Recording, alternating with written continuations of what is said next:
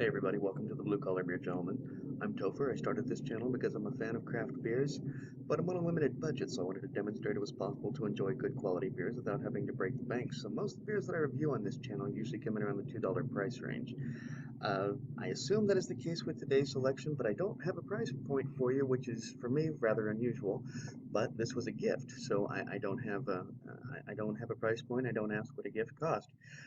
But the Bad Beats Jungle Juice Gose with mango and pineapple arrived to me in a 12-ounce can. Um, but the thing is, right now well, I can't say what's going on, but we have this health issue, which is causing places to close. So right now, I can't even actually go to like Total Wine and find out what this beer normally goes for. Sorry, I just have no idea. Quick note about Gose and Gise. Okay, so if you will note here, please note, it says, there we go, Gose, that is Gose. There is a distinction between Gose and Guse, which is Geuze. They are two entirely different styles, apparently. But the story with Gose, which is I have double checked, triple checked, beyond checked. Gose is how Gose is supposed to be pronounced. But the variety started about 1,000 years ago in Goslar, Germany, on the Goslar River. Apparently, the Goslar River is known for its salinity qualities. So the beers that came from there, or in particular the Goses that came from there, had a certain saltiness to it because of the river water having a certain amount of salinity to it. I don't know whether it came in from like maybe the English Channel and therefore it had some salt in it. I don't know why it was salty, but I don't even know if it is still salty, but that's apparently the case. That's how it all started. It's a variety that it really started to lose popularity apparently in World War II, and by the 1960s it was pretty much all but gone. Um, BJCP, which is where I usually go, which is Beer Judging Certification Program, usually where I go to find out the parameters, like what the ABV and IBU should be. So this beer has a 4.4 ABV, and according to Beer Cartel, because BJCP has only the listings for the Guse, the Geuze, and I know I'm mispronouncing that. So please, if you know how to actually pronounce that word and you want to put it down in the comments and educate all of us, that would be great. Um, Beer Cartel says that a Gose should come in between uh, 4.2 and 4.8. At 4.4, this is right in the mark. Also says that the IBU count should be 5 in between, somewhere between 5 and 12. Bad Beat neither listed it on the can, nor when I went to the website and looked it up could I find an IBU count there either. So there you go. Quick notes amongst the reviewing community. One of my friends on Untapped has reviewed this, given it a 3.75. 208 of us have given it a cumulative score of 3.89. Beer Advocate has no rankings, none whatsoever.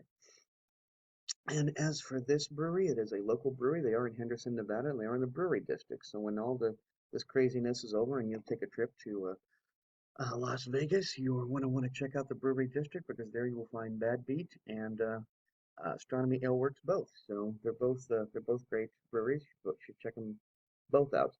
And anyway, so I myself, as I said, I've sampled 20 different beers from Bad Beach with a average score of 3.63. So there's the ins and outs of that. Now Tony says that when he was there and people were trying, when he was at the Bad Beat Tap Room in Henderson. Those of you who aren't aware, Henderson is in fact a suburb of Las Vegas. Anyway, he says when he was there, people were going nuts over this beer. So let's see. And I'm going to be using my Pokal glass. And if you believe that because this has a base to it, beyond just the conical shape of the Pokal, that it is not a Pokal, you are mistaken. Because the fact that this has a conical design like so, even though it flares out here at the end, does not keep it from being a Pokal, apparently, from what I've been reading.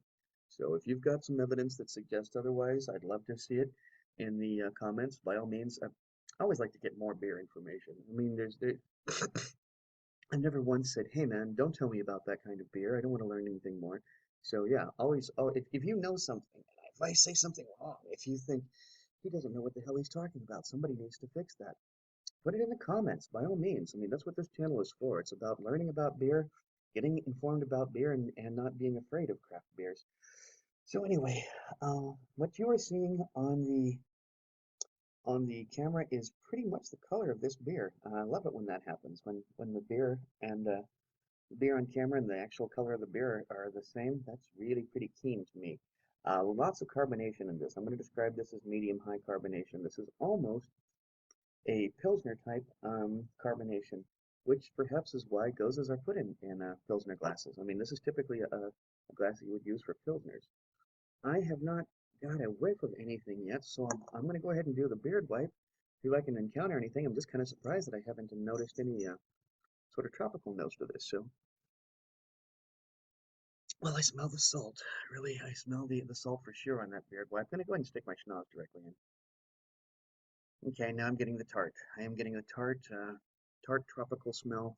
Definitely getting, I'm still getting that salt smell, that salinity definitely coming through on the bouquet. Well, I'm going to put Yap in my flap and get to some drinking some beer. So cheers.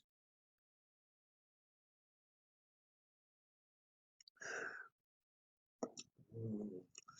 Describe that as a high mouthfeel. Overall impression is that it's tasty and tart, and I myself, I like a little bit more salinity to it.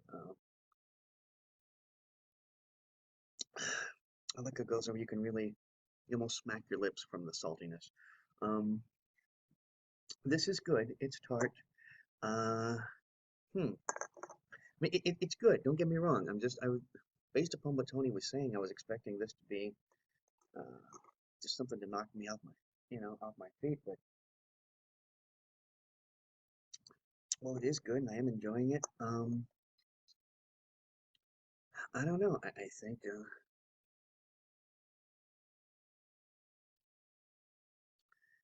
well, okay. There's a tartness. There's a saltness. I'm not getting a strong mango or pineapple flavor either one. Neither one is really coming through. This is a very light ale.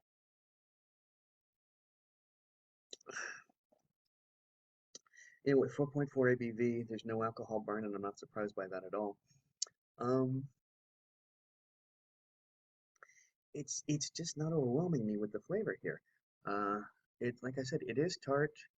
It is salt. I mean, both the flavors are there that are supposed to be there, but I'm just not impressed with this beer at all. I'm really not. In fact, I think I'm gonna have to give the beer a 3.25, and you know get that extra 0.25 for coming in a can. But um, I'm kind of underwhelmed by this beer, honestly, and I hate that. I hate when I'm underwhelmed by a local beer, but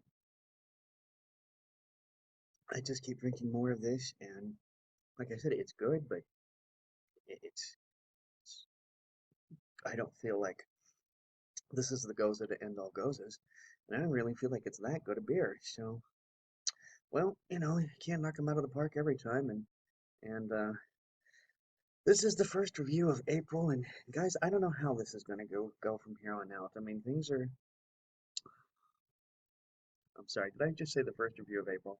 I meant the first review of May. Um, this is the first review of May, and I don't know how things are going to go from here. I'm going to be maybe hitting my grocery store or some of the better gas stations. I'm still going to be looking for deals. Maybe there'll be deals, maybe they won't. But May's reviews are just going to be.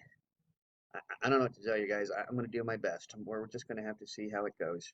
But we're living in strange times right now. Well, if you like this video, please be sure to like, comment, and subscribe. And until next time, drink good beer. Don't break the bank doing it. And hey, let's all be safe out there, okay? Cheers.